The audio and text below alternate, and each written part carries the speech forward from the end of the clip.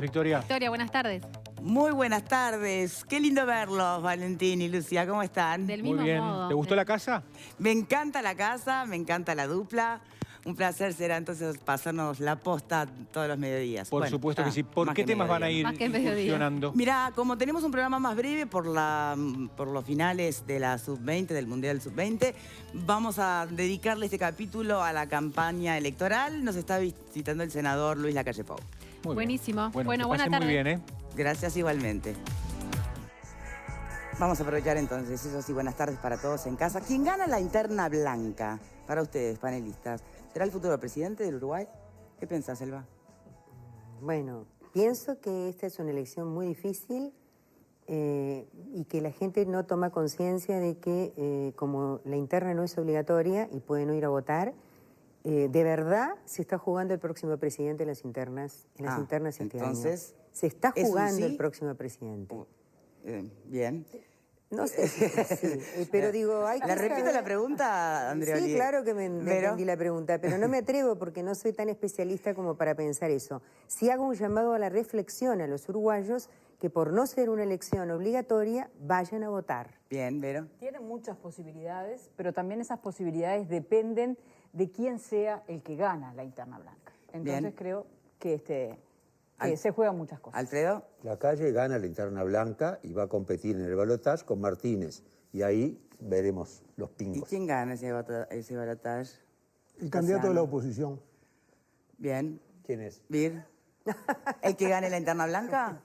En la medida en que los partidos mantengan la diferencia que mantienen hasta ahora, seguramente el Partido Nacional, si no hay nada imprevisto, va a ser el partido más votado de la oposición. Sí. ¿Virginia? No me quedan dudas de que lo será siempre que tenga la capacidad de unificar al Partido Nacional y de consolidarse como un líder de toda la oposición. Sí, yo creo que nuestro invitado es el más probable futuro presidente del Uruguay, pero para eso va a ser muy importante lo que se haga de junio a octubre, tengo la sensación. No solo de octubre a noviembre. Bien. Pero, ¿puedo hacer un pequeño agregado? Sí. Cuando digamos, la falta de credibilidad en la política se instala en un país, como se ha instalado en el nuestro, se da lugar a los outsiders y se da lugar al populismo. Entonces, ojo y cuidado. Por eso, repito, hay que pensar que esta interna es una interna definitiva. Bien. Senador y precandidato a la presidencia por el Partido Nacional, Luis Lacalle Pou, muchas gracias por estar aquí hoy con nosotros. Buenas tardes, buen mediodía. Yo todavía no hice mediodía. Bien. Quería venir Perfecto. sin sueño. Yo después de almorzar Sí, todavía me sí. viene un poquito de sueño. Aunque me acaba la ya de siestita secar. gastronómica, ¿no? García ya me secó, así que No te preocupes. ya me inyectó. Senador, ¿se visualiza viviendo en la casa en el Prado de ser presidente? Vamos a un proceso, vamos a todo un proceso anterior. Yo me quedo con la opinión. Pero ¿cómo visualizarse es importante? Mi mujer me enseñó a hacer visualizaciones hace muchos años y las hago constantemente. Y ayer, sin ir más Por eso, lejos, ¿dónde se ubica? ¿En qué casa? en la residencia Suárez y Reyes. Bien, perfecto. Ayer, sin ir más lejos, en Rocha, invité a la gente a hacer visualizaciones porque me parece que es muy importante verse en un lugar para después elegir el camino. Y yo suscribo con los últimos dos panelistas de que la capacidad va a estar en ayornarse, que el próximo gobierno, si hay alternancia, no es una vuelta al pasado.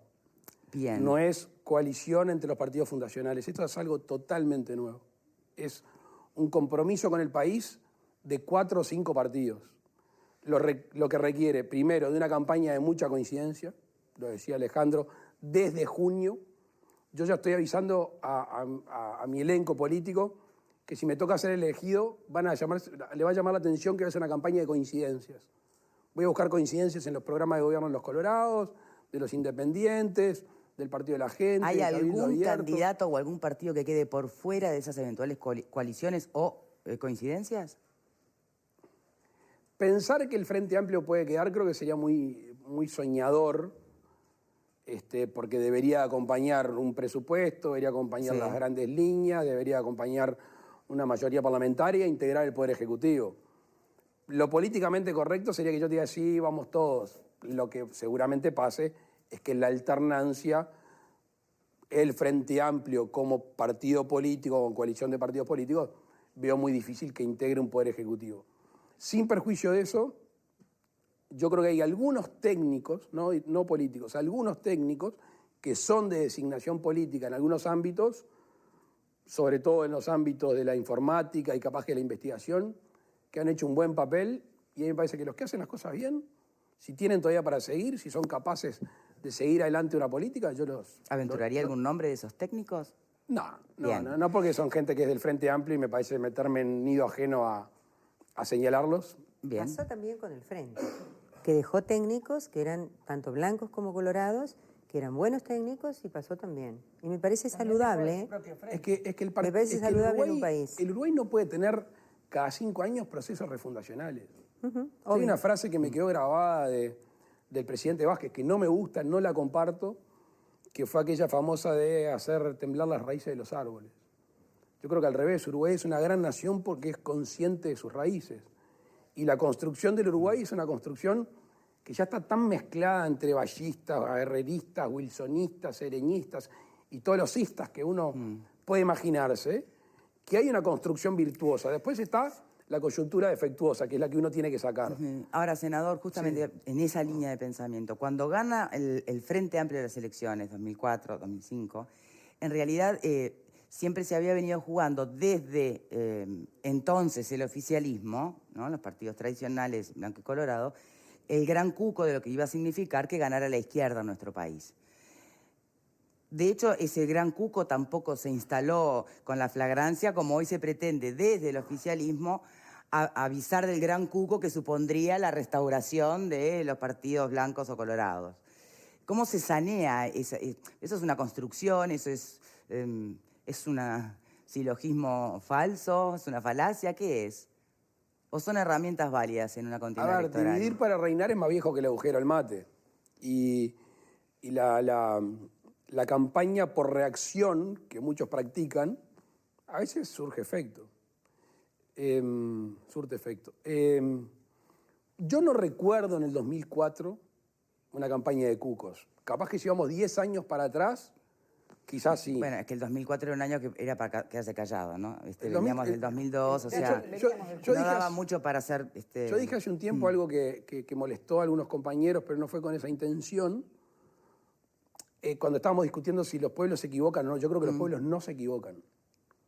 No creo que aquel dice, no me eligieron, el pueblo se equivocó. No, bueno, habrá percibido algo distinto, habrá tenido otras sensibilidades, los momentos históricos. Yo creo que en el 2004, después de la crisis del 2002, con un gobierno del Partido Colorado, pero con una coalición que lo ayuda a llegar al balotaje y que gobierna hasta determinado momento, yo entendí que la población dijo, bueno, esto, y emparejó con distintas responsabilidades, pero dijo, esto no, y eligió al Frente Amplio. Yo no creo que los procesos de alternancia tengan que ser tan traumáticos. Hace un tiempo me tocó, y le saco un minutito, hace un tiempo me tocó, invitado por Vargas Llosa, a estar en Arequipa. Y bueno, obviamente los invitados de distintos países eran los partidos que empezaban a acceder al gobierno después de la ola progresista. Y ahí me tocó hablar de libertad. Y yo dije que una demostración de libertad desde el poder es la aceptación de la alternancia. Y no cuando estás en la oposición, sino cuando sos el que tenés que irte del lugar de poder. Y no les gustó mucho. Y de mi punto de vista, la alternancia en el poder es sana. Y lo digo hoy, y me gustaría decirlo dentro de 5 o 10 años, si mi partido le toca hacer gobierno. Está bien la alternancia. Lo que tenemos que tener claro es lo que hablábamos hace un instante, que hay un continuismo nacional en algunas cosas, que es nuestra gran fortaleza. Después, temas de coyuntura que son graves. Bien, algo de coyuntura, de hecho, súper reciente, y es la noticia que hoy teníamos de que Uruguay, por ejemplo, finalmente integra esta lista de 24 países que la OIT entiende como casos a estudiar por no estar cumpliendo con todas las normas que tienen que ver con las leyes de trabajo. Entonces, en ese aspecto concreto, y sobre todo cuando desde algunos sectores del oficialismo se maneja el cuco del retroceso, de la flexibilización laboral, de ir para atrás en conquistas sindicales. ¿Qué tiene para decir sobre eso? Sobre lo primero, después hablo sobre el contenido. Sobre el primero, no me extraña. Yo creo que hay mucha gente que está en el gobierno que tiene mucho miedo de quedar en la intemperie y que van a tirar cualquier pelotazo. Yo le llamé los cucos del cuquito. Entonces, fueron a Tristán Narvaja, compraron jaula y empezaron a largar, que van a sacar los planes sociales, que los consejos de salario. No se va a terminar. Porque mucha gente tiene que salir a buscar laburo después de 15 años y se le complica. y entiendo que están con esa angustia. Ahora, sobre los temas laborales, lo primero, conceptual. Yo creo que el Uruguay, en muchos temas, pero en el tema de relaciones laborales, hay que salir de la hipótesis del conflicto como regla. ¿Eso supone sacar los consejos de salarios? No, eso es lo que dicen los cucos del cuquito. No, estoy diciendo que la cooperación debería ser la regla y no el conflicto. Entre otras cosas, porque si estamos así, no estamos mirando hacia adelante. Hacia adelante tenemos unos desafíos para mí muy lindos, muy estimulantes, muy hechos a la medida del Uruguay, pero si no los perseguimos, el mundo nos pasa por arriba. Por ejemplo, la discusión de la jornada laboral en 10 años va a ser cosa del pasado. La jornada laboral de mis hijos seguramente sea parte en sus casas, parte preparándose y parte en un lugar de trabajo. Mis hijos, los hijos nuestros nietos, van a estar trabajando en Uruguay para el resto del mundo. Entonces, se va a tratar mucho más de la eficiencia y la capacidad de hacer, la productividad famosa, que la jornada laboral. Segundo, la productividad muchas veces se ha asumido como pro patrón contra el empleado. Y yo lo veo desde el punto de vista virtuoso. Es si a la empresa le va bien, el famoso bonus que dan en algunas empresas gringas y los copian en algunas empresas de otros lugares del mundo, tiene que estar, el empleado tiene que sentirse que si el empresario gana, él se va a ver beneficiado. Con respecto a los consejos pero salariales. todavía persiste y en mucha gente la idea de la plusvalía, la idea de el trabajador explotado, y se maneja como la amenaza, este intento de flexibilización o de mirar de otra manera el bosque como un temor, ¿no? Como un temor de poder perder algunas conquistas.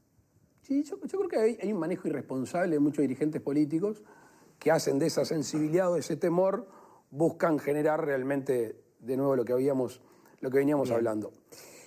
Para que te conteste los consejos salarios, para que no quede flotando, porque si no después van a decir que no dije nada. Bien. Claramente está establecido en nuestro programa de gobierno, que yo ando con él como una parte más de mi cuerpo, mantener los consejos salarios. Ahora, quien habla, nuestro equipo y sindicalistas modernos ya han dicho que para sostener los consejos de salarios se tienen que ayornar. Tienen que tener capacidad de adaptarse a situaciones supervinientes. Por ejemplo, en la frontera del país. En la frontera del país, Argentina, Uruguay, Brasil-Uruguay, muchas veces, cuando se producen cambios bruscos en la moneda, allí la modificación de los consejos de salario es fundamental. No es lo mismo tener un supermercado en la costa de Montevideo que un supermercado en el Mevir cercano a Yung, en Río Negro. No es lo mismo que tu empresa, que tu rubro esté pasando por un momento de auge que no. Y hoy el ajuste laboral lo estamos viviendo a diario. La semana pasada con 500 aproximadamente, entre curtiembre y frigorífico. 500 que salen en la tele y en los diarios porque son los grandes, los chiquitos nadie sabe. El que en una zapatería echa 1 o 2 y empieza a laburar ahí su familia, eso está pasando todo el tiempo. Entonces, yo creo que el Uruguay tiene 2 desafíos hoy. Es sostener y mantener la fuente de trabajo y posteriormente tratar de generar más, pero hoy sostenerlas y después mantener el salario real. ¿Y qué me dice del déficit fiscal? ¿Qué me dice de los impuestos? En una reunión los economistas del BBVA sostenían que no va a haber forma en que no tenga que aumentar los impuestos, cuando en realidad la propuesta del senador y precandidato es no más impuestos, o de hecho bajar. A mí me gustaría preguntarle a todos esos economistas, que respeto a la mayoría de ellos, ¿qué pasa en el Uruguay con un aumento tarifario de combustibles? ¿Qué pasa? Porque es muy fácil a veces desde la academia decir determinadas cosas. ¿Qué pasa? A cualquier hijo vecino, un empresario chiquito, lo hace cerrar. Medio, lo deja tambaleando. Y grande, lo afecta. Va a generar más desempleo. El que en Uruguay se la juegue hoy a poner más impuestos, aumentar los costos de vida, aumentar los costos de producción, comercializar, industrializar, transportar, va a generar más desempleo. ¿Y los recursos para financiar un programa como el de DUI 21, con el cual usted está sumamente alineado? Nomás para el Codicen se hablaba que se necesitaban unos 600 millones de dólares más por año. ¿De dónde vendrían? ¿Alcanzaría con mejorar la eficiencia del Estado en su conjunto? Tenemos 7 coincidencias puntuales con EDUI 21. No me quiero ir al ámbito económico, te voy a EDUI 21, que celebro que haya existido. Ojalá existieran muchos EDUI 21 en distintos ámbitos. Uruguayos que se autoconvocan de la educación propiamente dicho, o conexos, y dijeron, che, ya está, vos sos blanco, vos colorado, vos frentista, vos nada, vamos a juntarnos. Un libro abierto. Le hubieran puesto el libro blanco, estábamos mejor, pero fue un libro abierto. Y allí le regalan en Uruguay, conocimiento acumulado impresionante. Me parece que primero les tenemos que agradecer, y segundo nos tenemos que subir a gran parte de eso. Vuelvo al tema del déficit fiscal. El año pasado vino el BID a Uruguay a hacer un informe de cómo manejábamos nuestros fondos. Según el BID, en Uruguay se malgastan, se nos va como arena entre los dedos, 2.000 millones de dólares de impuestos que pagan los uruguayos. ¿Es un mal gasto valorado contra qué? ¿Cómo contra qué? Claro, ¿qué quiere decir que se malgastan? Que se van. Son 3,7 puntos de producto más o menos. 2,2 son filtraciones sociales. O sea, dinero que debería de ir a aquellos que más necesitan, o en ámbitos sociales, que se filtran, que se van. ¿Y ahí qué hay? Ahí hay impericia, hay negligencia, hay falta de respeto, hay desidia con los que pagan impuestos, hay planes duplicados. Yo no sé si leyeron el otro día, con todo respeto, el menú que compran para las dragas. ¿Lo leyeron? Los invito a leer, creo que salió en El Observador, lo que es el menú que compran para los que manejan las dragas. Parece un menú de un restaurante en Inglaterra o en Dubái. ¿Y la plata de los uruguayos la estamos gastando en esto? Cuando el año pasado suspendimos la alimentación a aquellos más vulnerables a través del MIDES, en el INDA. Entonces, hay que racionalizar, y por eso nosotros nos la jugamos con Azucena Arbeleche, que es nuestra referente y la que siempre nos marca una línea en este sentido, a poner claramente en la página 12 y 13 de nuestro programa de gobierno dónde vamos a ahorrar y cuánto vamos a ahorrar. Y Azucena es bastante amarreta en dar números, ella es muy cautelosa, y dijo, pongan hasta 900 millones de dólares. Hasta ahí yo me juego que nosotros podemos hacer un esfuerzo sin tocar, obviamente, planes sociales, sin tocar el ámbito sanitario, el ámbito educativo, ni el ámbito de la seguridad pública. Eso es de lo que habló el BID, digamos, de ese volumen, los 900. Es un documento muy extenso, tenemos algunas coincidencias o muchas coincidencias con lo que dice el BID, que obviamente está hablando de 1.100 millones de dólares más. De esos, por lo menos 900. Yo sé que hay, van a hacer muchas preguntas los panelistas, pero la última... una cosa por contestarte. Sí, ¿cuál? Que es el tema del presupuesto educativo, que me hablaste de EDUI 21. Claro, no, porque va muy vinculado, ¿no? ¿De dónde salen los recursos para el presupuesto que plantea el propio EDUI 21? Una discusión que ha tenido Uruguay en estos últimos años, que se vio en los muros de casi todo el país, era el 4,5%, el 6% para la educación. Desde mi punto de vista, creo que se ha perdido mucho el norte del fin último de todo el sistema educativo. El fin último de todo el sistema educativo es el alumno. Todo el resto es funcional al alumno y su futuro, su formación. Entonces, no vayamos del dinero al edificio, a los docentes, no docentes, no, vayamos del alumno y todo el entorno que es fundamental. Pero allí es donde tenemos que estar. Porque de mi punto de vista, los recursos hoy son suficientes. Bien. El tema seguridad, justo venía escuchando su última audición de radio, ¿no? Y hacía referencia a algo que también surge como noticia el día de hoy, es lo que está estudiando el gobierno de plantear el ministerio, ¿no? De plantear que los funcionarios policiales que cumplan tareas por fuera del horario de trabajo, que trabajen como seguridad, por ejemplo, privada, no estén armados. Lo invito a que repase o resuma en breve. No, sí, es un disparate. Disparate. Así como es un disparate lo que dijo el subdirector de la Policía Nacional hace 3 semanas. Yo estaba leyendo el diario, tomando unos mates en casa, y leo que el subdirector de la Policía Nacional dijo que en algunos casos era entendible que la policía en un procedimiento retroceda para evitar un daño mayor. Yo me imaginaba cualquier hijo vecino en un barrio de Montevideo que está sufriendo el embate de la delincuencia, agarra, llama al 911, tiene suerte, le llega a la policía, caen 2 motos, un móvil, y de repente algunos vecinos, pocos, porque la amplia mayoría de la gente que vive en cualquier barrio de Montevideo del país es gente de bien y gente de laburo, ¿tá? Que está tomada a veces por barritas que se sienten impunes. Y la policía se va. Yo, vecino, que hago las cosas bien y que creí que la policía me venía a defender, ¿cómo me siento? Entonces, es un error garrafal y eso va en un proceso de deterioro, en un proceso de falta de respaldo a aquellos que tenemos que cuidar, que son los que nos cuidan. Yo les invito a escuchar un audio a ustedes, el otro día en un programa de radio muy conocido del país, el policía que relataba que él se había metido en la función policial por vocación, hoy siente vergüenza de andar uniformado en el ómnibus. Dice que se cambia, que se pone un deportivo, que se pone un jogging. O sea, eso es lo que están viviendo los policías. Hablen con el sindicato policial, yo me reuní con ellos hace poco. Entonces, creo que hay un conflicto que tiene el Frente Amplio con el ejercicio de la autoridad. Y yo insisto que el ejercicio de la autoridad es una de las funciones de generar justicia social. Bien. ¿Por qué? Te termino. ¿Por qué? Porque el ejercicio de la autoridad protege a todos, pero sobre todo a los más débiles. Porque el grande, de alguna manera, siempre se defiende. Con reja, con perro, con alarma, con guardia. El débil tiene una puerta de chapa, la tele o la moto que la pagó a 30 cuotas, que pagó 2, se la afanan y marchó. Y ese está solo. Ese está solo. Si el gobierno no ejerce legítimamente la autoridad, pagan todos los platos rotos. Pero ese uruguayo, el más frágil, el más débil, es el que más la pasa mal. Bien. Temas que le interesen la opinión del precandidato, Vero. Concretamente, bueno, si gana la interna blanca, si asume la presidencia, ¿cuáles serían sus primeras 3 medidas? Es una pregunta que me han hecho muchas veces y no la puedo contestar. No porque no tenga 3, sino porque tenemos 300.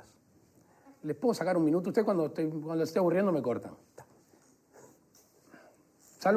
Cuando esté aburriendo, salvo García, me cortan. Para las 300 no tenemos tiempo, ¿eh? No. Sí. No, hoy le preferimos a vos que a García. Así que... Bueno, está. Puedo decir que en un balotaje le gano. El tema es así. 24 de noviembre, balotaje. 25 de noviembre empieza a las 3 de la tarde la transición, el pregobierno. Gobierno electo entrando a la torre ejecutiva con su equipo, transición, esperemos que abierta. En ese proceso hasta el 1 de marzo, nosotros insistimos que tiene que haber un proyecto de ley de urgente consideración. ¿Tá? Ese proyecto de ley de urgente consideración hoy está en el entorno de los 300 artículos ya. Ya lo venimos confeccionando, que obviamente lo vamos a tener que negociar con el resto de los partidos de oposición. ¿Por qué? Porque el gobierno electo va a tener un año sin presupuesto propio, después de 15 años de otra administración. Y allí va a estar, por ejemplo, temas relativos a la ocupación de los lugares de trabajo, que nosotros notoriamente estamos en contra, como lo dice la OIT. Temas relativos a la reforma educativa, coincidencias que tenemos con EDUI 21. Temas relativos a la educación, a la elección de horas. ¿La seguridad pública? ¿Qué? ¿A la seguridad pública también? también? Bueno, materia de seguridad pública, la legítima defensa policial, por ejemplo.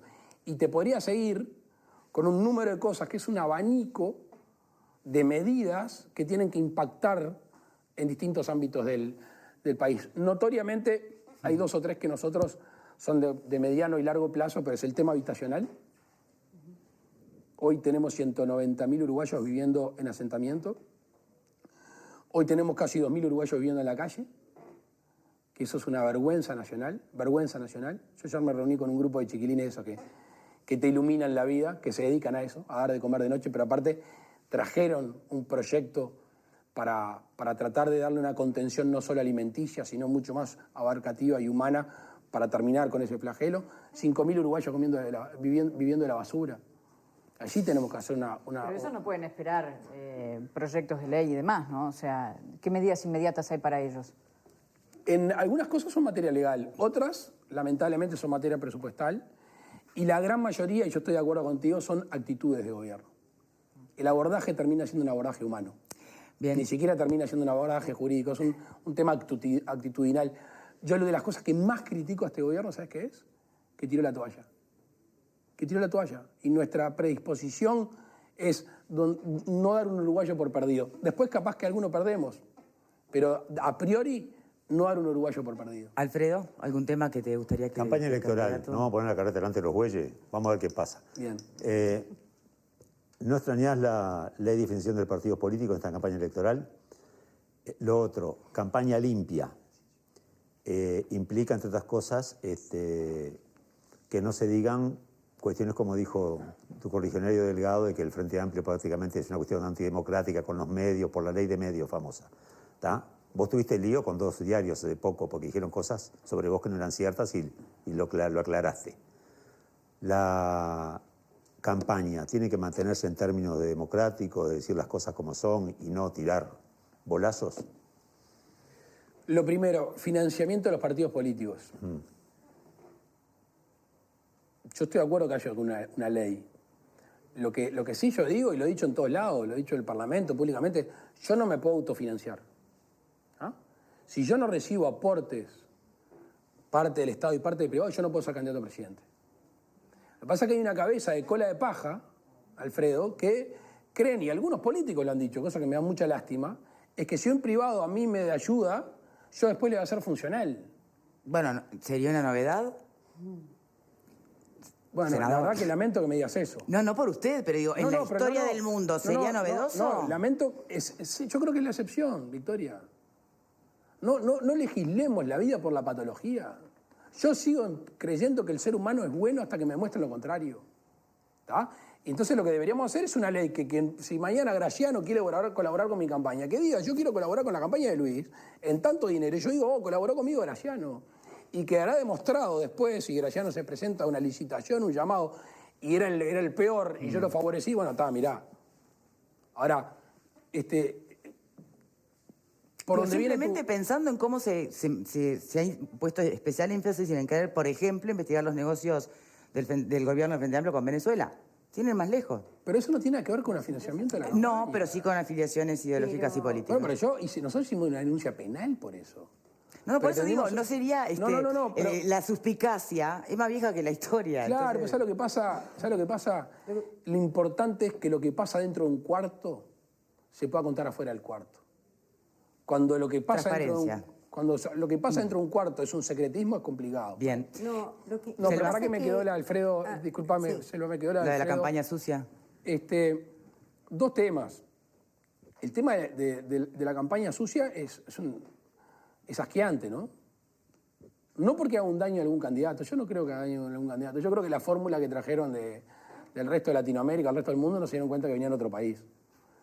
Que nos conocemos todos, quiénes somos, para bien o para mal, y que que es de pata corta. Queda hasta ridícula la campaña. Obviamente hay alguien, que yo no tengo elementos de prueba, no los tengo, porque de hecho hicimos una denuncia en Interpol, hicimos una denuncia en delitos complejos, que está gastando mucha plata, que contrató muy buenos profesionales en algún lugar del mundo que no dejan rastros y están haciendo una campaña muy sucia. Que lo que erosionan, capaz que a mí me sacan algún voto, porque yo soy el destinatario preferido del señor Noticia Falsa. Pero lo que van a dañar seguro es la confianza y la democracia. Eso es a mí lo que me preocupa. Queda 1 minuto y medio. Selva. Yo creo que sí, que dañan. Las noticias falsas dañan y que quizás los uruguayos no se han dado cuenta suficientemente de eso, no le han prestado la suficiente atención. Y te voy a decir más, porque el problema es que vos no ganás porque te votan los más inteligentes, que son los que saben decodificar que esa noticia es falsa. Ganás porque te votan las mayorías. Y lamentablemente las mayorías no son todas inteligentes, digamos la verdad.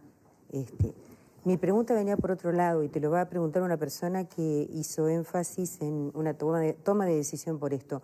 Tú dijiste en una oportunidad que había que hacer fuerza codo con los blancos, no atacar a ningún blanco, diga lo que diga, haga lo que haga, porque lo que había que hacer de ahora en más era fortalecerse como partido, y yo personalmente lo interpreté así. Me pareció que era una contradicción con lo que se llama una postura de política honesta y franca, que si hay un blanco que hace una cosa mal o dice una cosa mal, merece decirse y merece reprobarse. Te lo dice una persona, una mujer que militó durante toda su vida en el Frente Amplio y que se fue del Frente Amplio precisamente por eso, porque no se dijeron las cosas que se tenían que decir en el momento adecuado y no se sancionaron a las personas que habían cometido, ¿Cómo se condice esa apelación tuya a tu militancia? A de que si es blanco, Bien, está Selva, todo porque si no, bien. no puedo responder porque tenemos No. que cerrar, si no. Te agradezco la pregunta, Selva. Está lejos de mi intención eso. No, yo no estoy diciendo tapemos. Es más, yo tuve problemas internos en el partido porque denuncié gente de mi partido. Me dieron más palo que la llamada. No se trata de encubrir ilícitos, irregularidades o inmoralidades. Yo estoy hablando, O estrujar a la disciplina partidaria. yo estoy hablando, yo estoy hablando propiamente de la campaña de no pegar codazos. Yo estoy hablando de eso. Estoy hablando de que en campaña no hablemos de los demás. Si tú lo entendiste así, o yo me expresé mal, o vos lo entendiste mal, pero me alegro que me lo preguntes porque estoy lejos de eso. Es más, en mi carrera política, algún palo me han dado adentro porque hice echar compañeros que se equivocaron en el manejo de los fondos públicos, denuncié a otros. No. El primer compañero que hace una cosa mal, además de jorobar al país, me está jorobando a mí porque traiciona la confianza. No se trata de eso. Se trata de una campaña leal en una interna del Partido Nacional.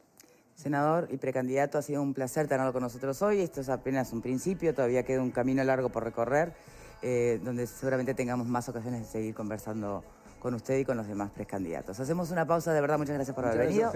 Hacemos una pausa y volvemos con reflexiones de este lado del panel, ¿sí? Porque nos quedó pendiente. Ya venimos.